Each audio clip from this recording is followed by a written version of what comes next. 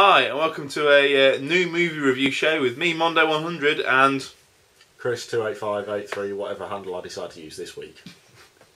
And this week we are reviewing the new Total Recall with Colin Farrell. Yes, the plot line on this one is initially Guy decides that his life is not what it wants to be, and he talks to a friend about going to Total Recall. He goes there, looks at getting a secret agent implant, and basically at that point they find out that, oh look, he's a secret agent, and basically that's where the whole storyline of the film kicks off.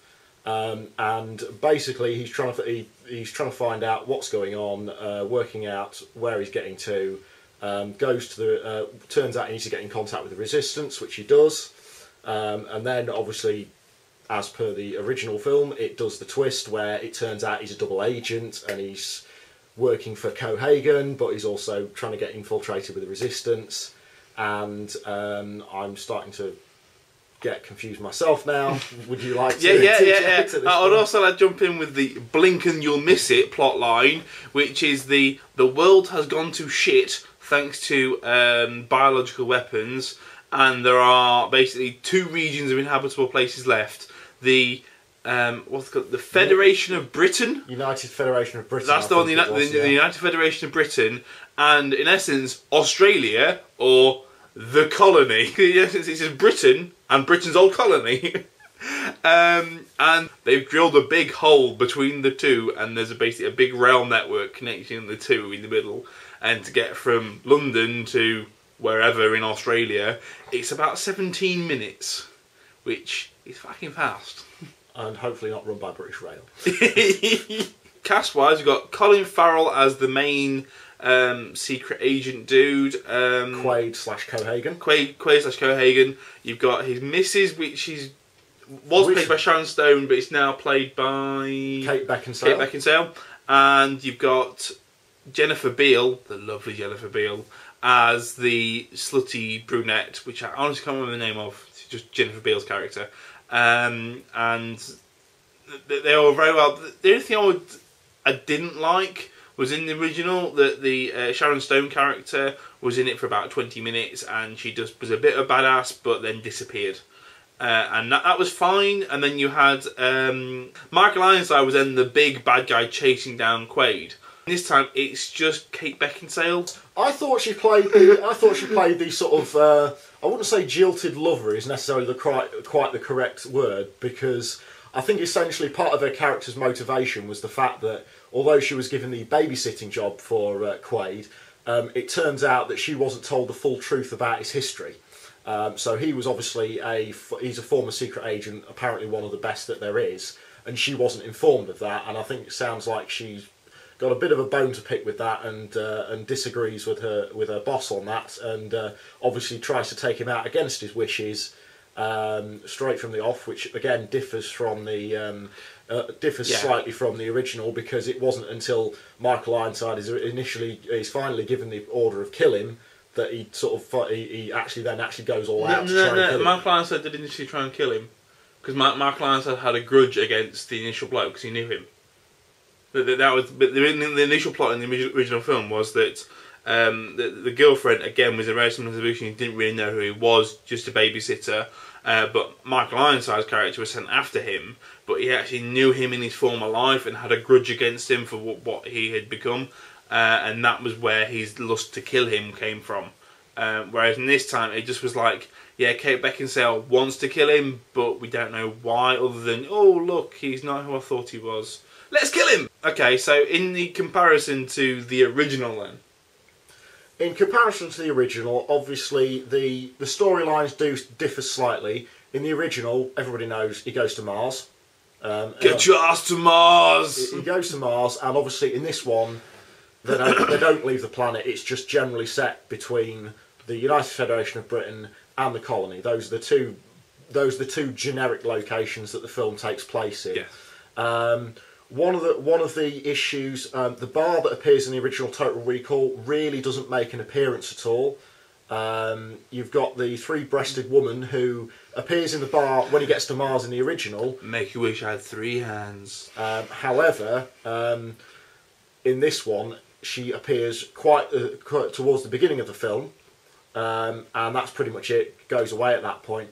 However, I do possibly think that in the original, the bar was run by a guy called Michael, and the bartender in the bar that they end up in near the start of this film was Michael as well. So I presume that that is some kind of reference back without actually sort of confirming anything. That's what I did like, is they had a lot of references to the original film without it going, look, here's a reference. It's if you're looking for him, it's there. But if you're not, you'll just pass it straight by without jumping straight in your face. For example, in the original film, when he goes to Mars and he's in the airport, as it were, on Mars, he's in the woman suit, and basically he walks in and says a few phrases as the woman before getting found out, and her head explodes. But in this one, there's a very similar scene where he's got a holographic head on, and as he's coming through security, there's a pudgy woman that's very similar to the original woman, doing the exact same lines as she did when she came out. How long are you coming for? 2 weeks. That sort of thing. And it was a very nice, the little nice nods without going, look, here's a nod. The only thing thinking about it now, looking back at that in the original film, the head was an actual mechanical device that gripped around his head. Yes. Now, in this film, it was a holographic device. Now, I don't see why the holographic device would need to be programmed with a set of vocal instructions saying you can only have a maximum of 5 phrases or what have you. At the end of the day, it's a holographic image. Sound would penetrate the light, which is providing the image. Yeah, I'm agreeing with you on that. All you need is like a little vocal thing here, and it's a bit like Scary Movie. Anything you say just comes out in their voice. Exactly, it's been done in Mission Impossible. Why can't they do it 20 years in the future for Total Recall?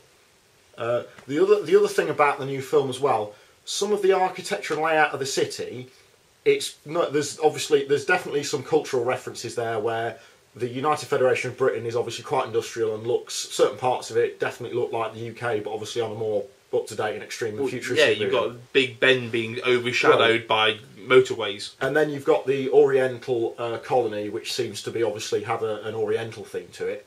However, some of the buildings appear to defy the laws of physics while still using current construction methods.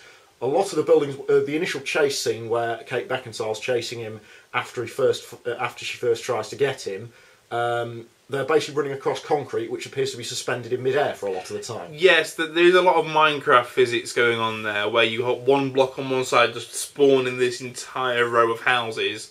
There's nothing holding them up or down.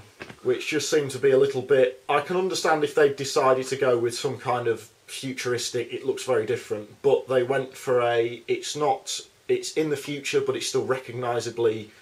It's still recognisable within current technology to a certain extent, and that just didn't make a lot of sense to me. It was very gritty and real, but at the same time, it was a bit unfeasible in regards to the technology being used. But at the same time, I would say that some of the chase scenes were very nice and very well done, without being... one thing I've found with modern CGI is you can easily lose focus with it, because you just go, oh, that's CG, that's nothing. But for example, the car chase scene, it all felt a bit real, as if that could be happening even though it was floating cars.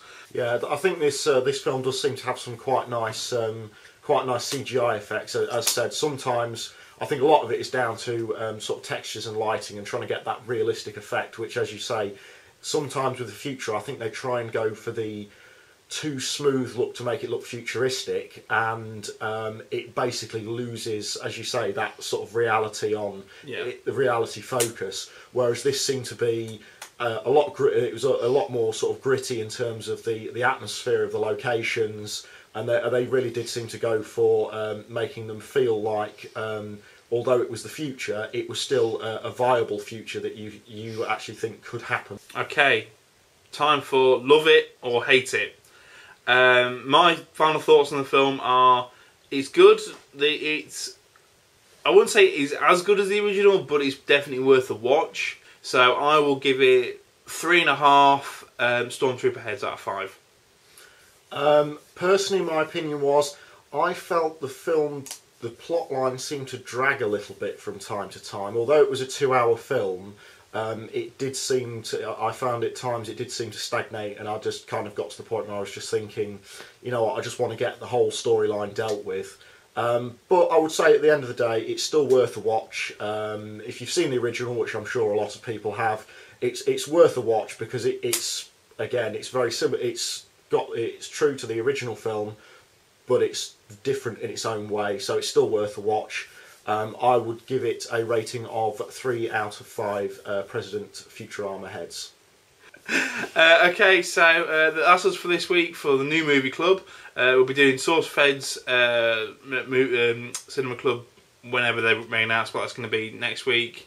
And we'll do another movie, again, a new movie next week. Please feel free to like, subscribe, favourite, whatever. And I'll speak to you soon. Teddy, bye.